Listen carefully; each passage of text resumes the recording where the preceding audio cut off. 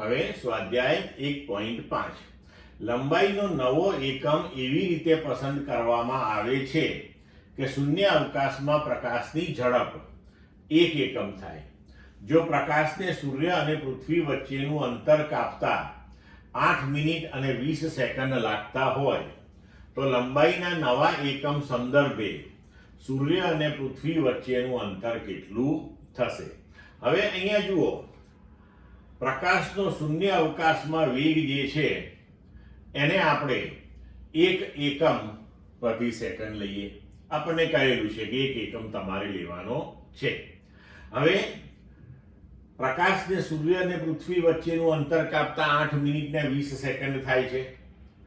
તો 8 મિનિટ અને 20 સેકન્ડ એટલે 8 મિનિટને આપણે સેકન્ડમાં ફેરવીએ તો 8 ગુણ્યા 60, બીજી 20 સેકન્ડ એમાં ઉમેરી તો સૂર્યપ્રકાશને પૃથ્વી પર પહોંચતા કુલ 500 સેકન્ડનો સમય લાગે છે. હવે નવા એકમના સંદર્ભે તમારે અંતર શોધવાનું છે. તો નવા એકમ પદ્ધતિને અનુરૂપ અંતર માટે આપણે લખી શકીએ કે અંતર બરાબર ઝડપ ગુણ્યા સમય.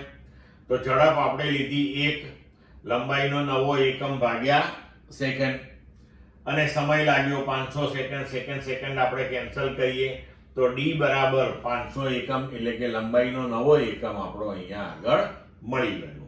ક્લિયર?